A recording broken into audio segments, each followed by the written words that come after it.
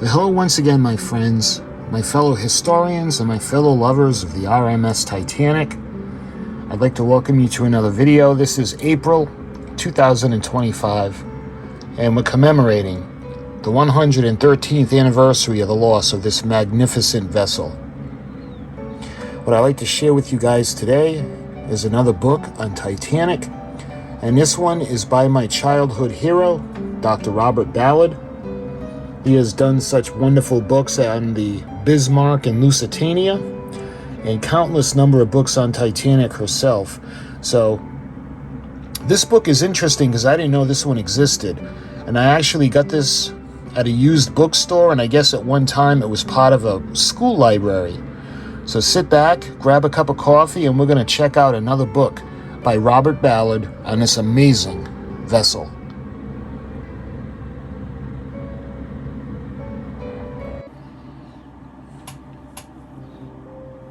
Okay, so this video is going to feature Exploring the Titanic by Dr. Robert Ballard, and this is a Time Quest book. This is Scholastic, and you can see some pictures at the bottom how the greatest ship ever was lost and found. And we get that beautiful, beautiful illustration. I think that would be by Ken Marshall. We'll find out. And let's see, I'm looking for a specific date. We'll probably find that on the inside. At the back, you can see Exploring Titanic. The people shivering in the lifeboats cannot believe their eyes. The large, luxurious, and unsinkable Titanic is actually sinking. Within moments, the lights of the Titanic will go out forever as the great ship plunges to the bottom of the ocean. It is a night where the world will never forget. 13,000 feet beneath the sea, Robert Ballard peers through the porthole of his tiny submarine. He hopes to be the first person in 74 years to see the legendary lost Titanic. Suddenly he sees and he lets out a gasp. Rising before him is a massive wall of brick steel. And the ISBN number is 0590-419-528. And incidentally, like I said, this was in a library for a school, and this was what, 6R. One thing that I noticed too is that they had put like a protective coat, almost like a lamination, on this book, because I'm pretty sure that this book was a paperback when it was released, but this has like a film on it now. It actually preserved it, so it's actually in good shape. That's why I ended up getting it. You can see Exploring the Titanic, and I don't know if this is an actual photograph or not, but you can see the telegraph, and we can take a look, and this will probably give more information on the picture. So this came out in 1988.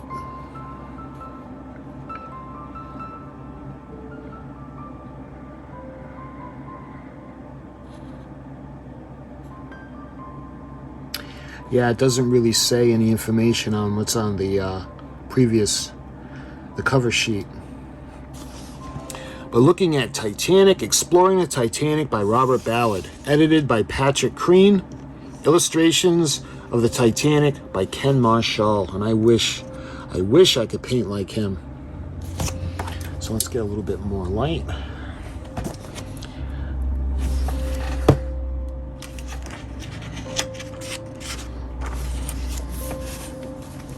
You can see an illustration of her going down. No one ever dreamed that her first voyage would also be her last, the night of April 14th of 1912. You see some of the beautiful illustrations again. And forgive the glare, maybe there's too much light. In July of 1986, Robert Ballard and two members of his team descend 2.5 miles to the ocean floor in their tiny submarine. 1 year earlier, they had located the wreck of Titanic. Now they want to explore the sunken liner at close range. As they shone their lights on the rusted wreck of the lost ship, the events of the night 74 years earlier seemed to come alive once again. And I'm not going to read you page for page, but I do have mental notes of parts of the book that I want to share with you. So it speaks chapter 1, the beginning. Chapter 2, it goes into the biggest ship in the world. And I love some of these photos. All right, so let's check these out. You can see on the left one of the giant funnels leaving the shop where it was built. On the right-hand side, you can see a team of 20 horses pulling a 15.5-ton anchor for Titanic. You can see on the right, forging the links of the huge anchor chains. And the ship in Belfast, the Titanic, is made ready for launching. Of course, that's a famous picture.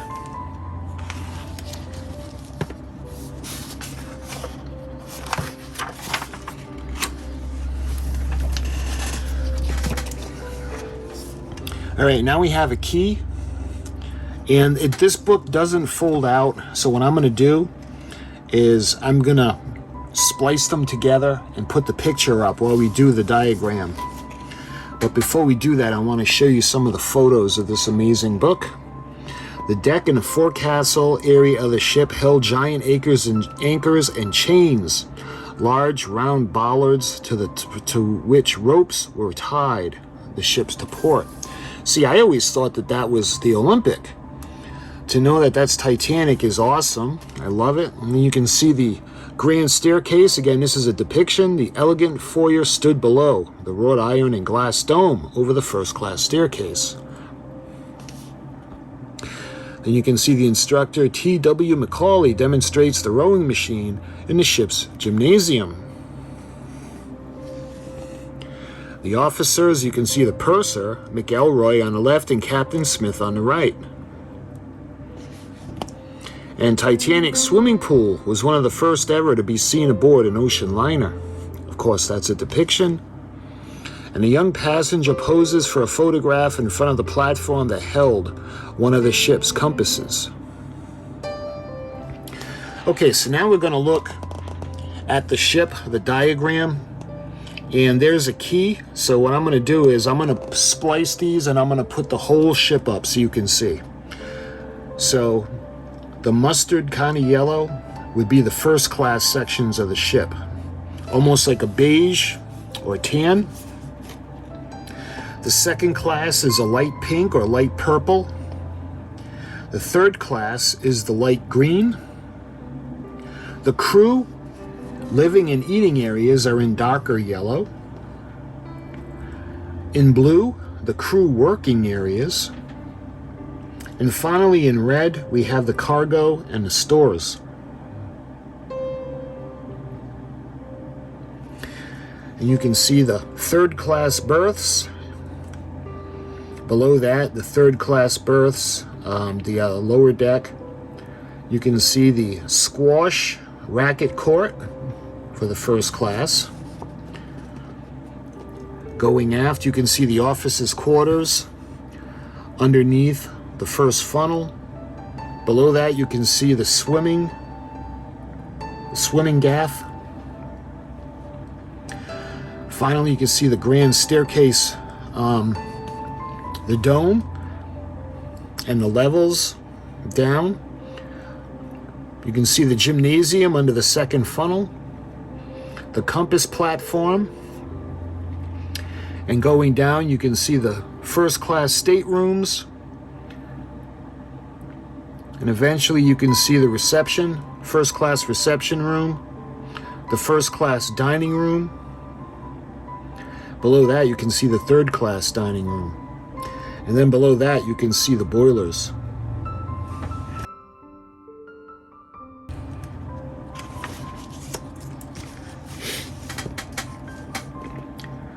So you can see the first class staterooms continuing aft underneath the third smokestack. The third class kitchen below that. And then you can see the dome for the aft grand staircase. And you can see it didn't go down as many levels. And you can see the engine room below that.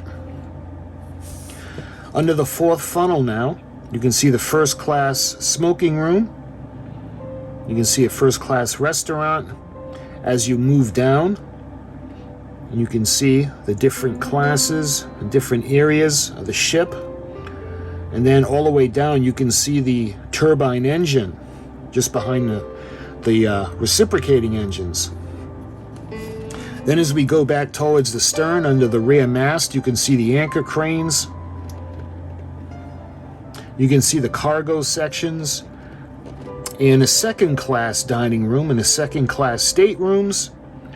As you go all the way aft, you can see the third class smoke room just under the poop deck. Going down, you can see the third class areas, and then the cargo, and then to the shaft tunnel. So looking at the pictures on this page now, you can see the iconic boilers. The boilers of Titanic were over 15 feet high. Of course, this picture is before they were actually put into the ship. This is not inside Titanic. The next picture, stokers worked day and night shoveling coal into the boilers that created the steam that drove the giant reciprocating engines. The next photo, a mother reads aloud to her daughter in a second-class cabin. The next picture has been kind of a famous picture as well. A 6-year-old boy spins on his top, in the first-class promenade deck while his father and 2 other passengers watch. And then going to the last photo, the Titanic had 3 propellers. The middle one was 16 feet across and the other 2 were over 23 feet.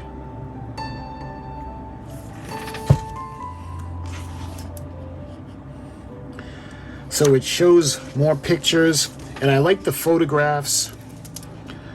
So this would be a photograph of Ruth Becker and a 2-year-old brother, Richard. And then you can see a second-class stateroom where they would have stayed. Below we have the potted palms. The wicker furniture made the first-class reception room a pleasant place to meet friends before dinner. And you can see Jack Thayer, and he was 16. The room behind him shows the more elaborate furnishings of the Thayer family would have enjoyed in a first-class stateroom. And then the bottom is a room where first-class passengers could relax and cool down after a Turkish steam bath. And that's going to be a video unto itself. They actually got cameras into the Turkish steam bath, and it's still gorgeous. So now we go ahead, we look to The Fateful Night, Chapter 3. And this is not Titanic. You can see a wireless operator at work in a radio room similar to the one he used on Titanic. Beautiful illustration when she's leaving Queenstown. And then on the bottom, you can see one of the iceberg warnings, messages to Titanic, received from other ships. And you can see Jack Phillips on the left and Harold Bride on the right.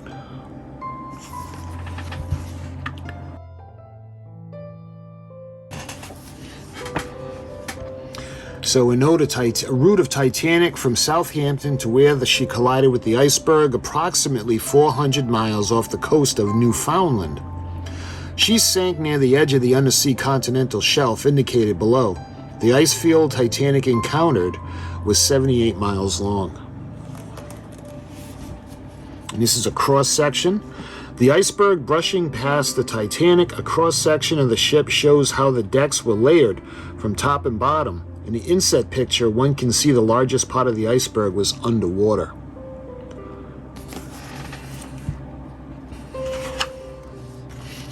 You can see Captain Smith on the left and Thomas Andrews to the right, and then below you can see the watertight door compartments.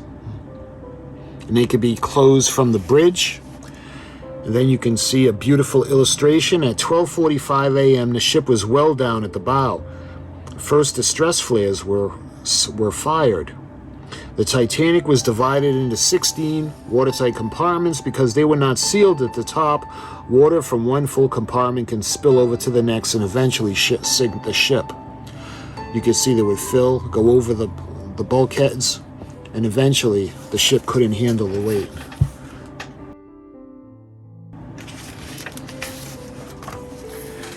So we talk about leaving the ship, the survivors, and another beautiful illustration of a very unfortunate event.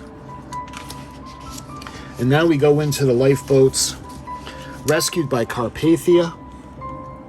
705 passengers and crew. The photo below, an illustration, and that was from Carpathia. Obviously, you can see the other one with the collapsible lifeboat where the men were standing on.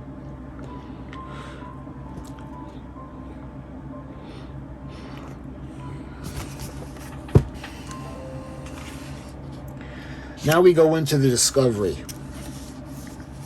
And you can see Jean Louis Michael, or Jean Louis Michael, and I plot our strategy on board the Nor. And the Nor research vessel was beautiful in her own right.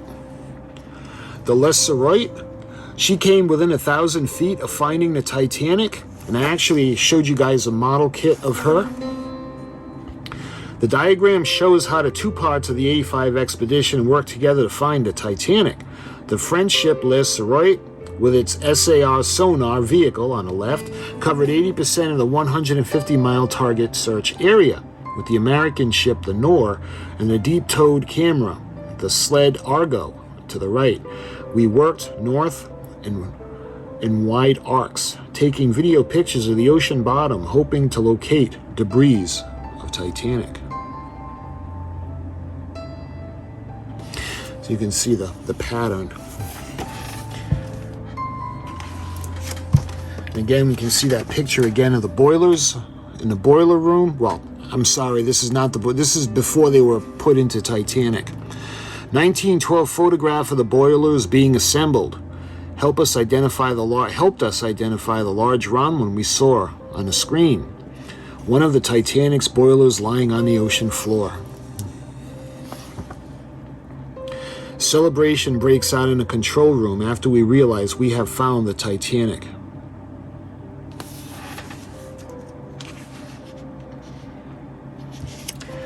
It goes into the size of the ship now, as opposed to the one they were looking for. So you can see the Nor was the smallest, the Le Sirroit was a little bit bigger, and then you can see the size of the Titanic. And you can see our remote control camera sled, Argo, is operated by the controller van by a joystick. In this one, you can see that began the task of lowering the Argo down to Titanic. And this is a little chart now. And you can see 437 feet. This is the deepest a scuba diver has ever gone. You can see the arrow. The next arrow is 1,500 feet. Naval submarines dive no deeper than this. There is no light below this level. The next one you can see is 3,028 feet. Pioneer underwater explorers William Beebe and Otis Barton reached a depth of in a ball-shaped bathysphere in 1930. The next one is a mile deep. Many sea creatures here are transparent or can glow in the dark. By the time we get to the 2-mile mark, you can see the water temperature at this depth stays a few degrees above the freezing point. At 12,460 feet, the water pressure where the Titanic lies is approximately 6,000 pounds per square inch. So that's a fascinating illustration. You can see more pictures of Titanic looking down at the forecastle deck. And you can see the crow's nest. What's really sad now is that the crow's nest and the forward mast are just disintegrating, and they're just kind of folding in over the ship, and eventually they won't have a shape at all. On the bottom, you can see they're greeted by a large crowd on the return home. I remember seeing that on the news when Dr. Ballard found the Titanic. Now we go into actually exploring the ship. You can see the Alvin, Dr. Ballard getting in. And now we have an illustration of Alvin and Jason Jr. One would be Alvin's titanium pressure sphere.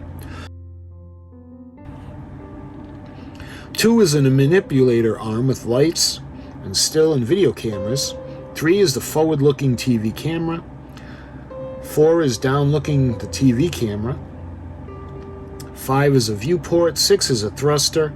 7 is Jason Jr. in his garage. 8, tether to Jason Jr. from Alvin. 9, still and video cameras. 10 is the compass. 11 is the strobe. 12 is the light. And 13 is the docking rail. It would have been cool if they would have made a little model kit of the Alvin. As far as I know, they don't do that.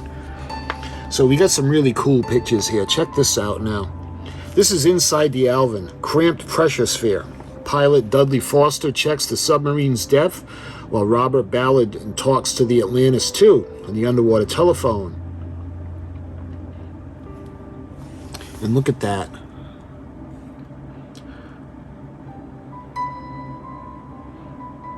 That's just, imagine just coming in total blackness and all of a sudden you reach the end of the ocean floor and you just see a wall of metal, iron. Look at the straking. Look at all the rivets.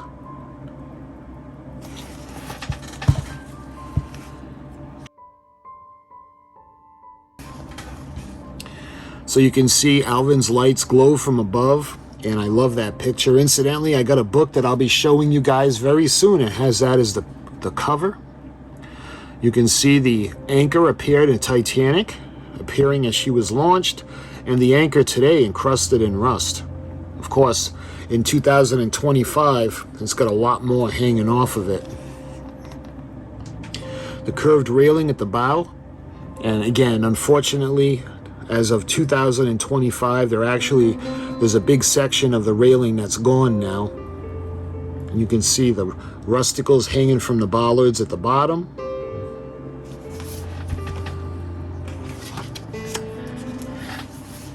And looking at the bridge, the way it looked when she was launched, as opposed to the way she looked when Dr. Ballard discovered her. So looking at the picture of the way she was now, you can see where the ship's wheel was at one point. With the wheelhouse washed away, the foremast lying across it, the bridge is changed today. So we're going to look at the section looking down at the wheelhouse and the bridge now. You can see the forward cranes. So number 1 would be the telemotor without the wheel. 2 are the remains of the base of the wheelhouse. 3 are the falling foremast. 4, the mast light. 5 is a dislodged lifeboat davit. 6 is the first class staterooms. 7 is the collapsed bridge cab. 8 is the hole where forward funnel stood. Number 2 is a lifeboat davit. That's number 9. Number 10 are the cargo cranes, and number 11, the cargo hatch number 3. The wooden ship's wheel had disappeared from its bronze telemotor control. But the telemotor control, the bronze part, still stands.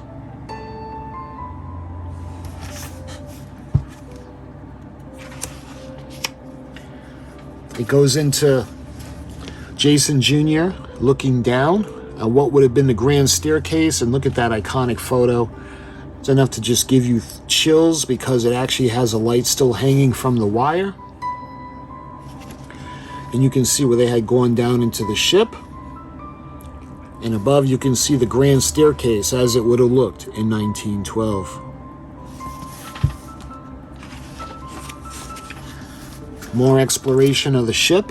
The ghostly open window of the first class stateroom. Top, Jason Jr. tries to go in for a closer look, and a window from Captain Smith's quarters, and you can see it's open. Above, you can see the gymnasium windows, and that's an illustration. And a mechanical horse, one of the gym's exercise machines. And below that, you can see the lever that operated a mechanical horse. Still stands upright.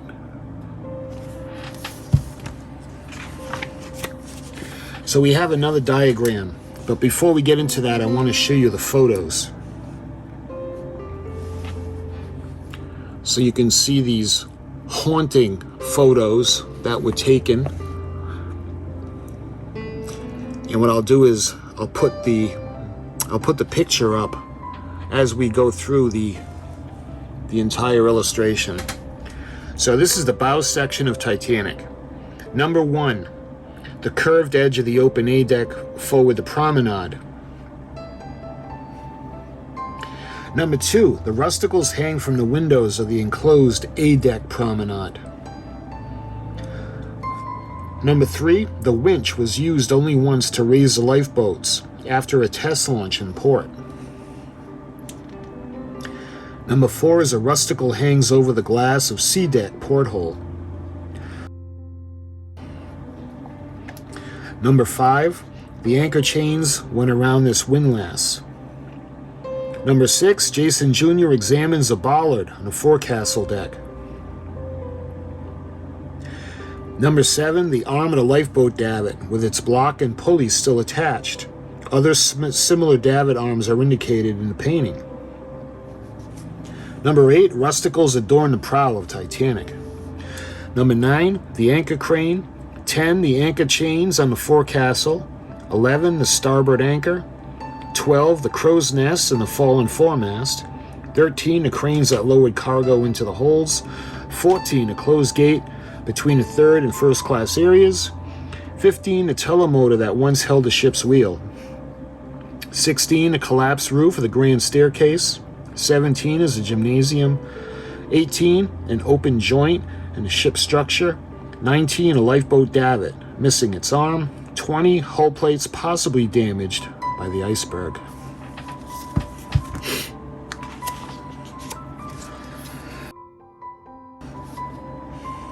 So we have kind of another diagram now, and this is the debris field. Between the separated sections of the Titanic lie thousands of objects that spilled out of the ship as she sank. You can see the stern section, upright but unrecognizable. So let's take a look at the pictures here. The cast iron frame on one of the benches from Titanic's decks. We can see a painted metal footboard from a bed similar to the one shown with Jack Thayer on page 17. This is a tin cup with 2 doorknobs sit by the round furnace door and a rusted out boiler. It's amazing how that cup just happened to come to rest on a boiler.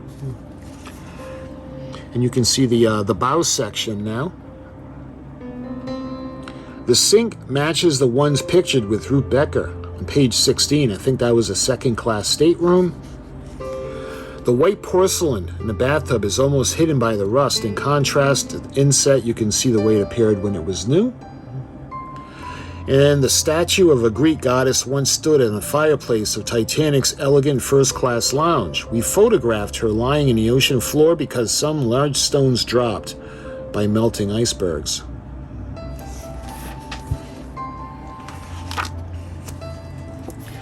And you can see one of the creepier pictures of the doll, the porcelain doll face. This doll found in Titanic's debris field was an expensive French lady doll, like the one shown in the inset.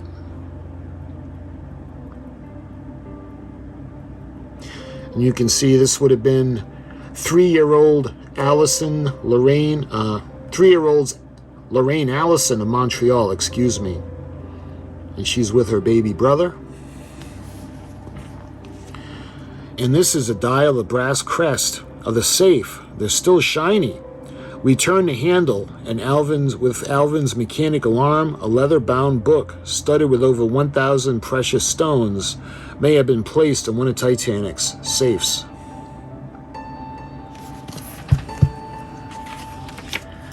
Another beautiful illustration of the stern section. In Alvin, we explore the under with overhanging deck of Titanic's severed stern section and photograph the buried rudder. The badly damaged stern section looks sadly different from the way it looked on sailing above. And the plaque we place on the stern in memory of those who died on Titanic. And I can't really read that. But that was the first plaque left on Titanic. So now you can see another fantastic illustration. We're going to go through this. So this is a scale diagram of the descent of Titanic. So this is looking at how she actually sank. So part 1, at approximately 2:17 a.m., as flooding fills the forward compartments, the Titanic lurches downward and the number 1 funnel collapses. Number 2, the ship cannot bear the stress of having its stern in the air and breaks in 2 between the 3rd and 4th funnels. Number 3, after the bow section is broken away, the stern section swings around. It remains perpendicular for a few moments before disappearing from sight. Part 4, as the stern section sinks, much debris falls out of it, and the poop deck is peeled over backwards. Number 5, the stern section falls more or less straight down as the bow section planes off downward below. Number 6, the 2 pieces of the ship land 1,970 feet apart from each other, facing in different directions. The stern slams into the bottom with great force. For several hours afterwards, debris continues to drift down and settle around the wreck. So that's an amazing piece of information right there. So now we go in to the epilogue. And you can see, this is what really drives the point home, that there was a loss of life. Matching pairs of shoes where bodies once lay remind us that the Titanic is a gravesite. And then it goes into the glossary. So this is another amazing little nugget from Dr. Ballard. I love his books. I love learning about Titanic as well as learning about his experience in finding her as well as exploring her.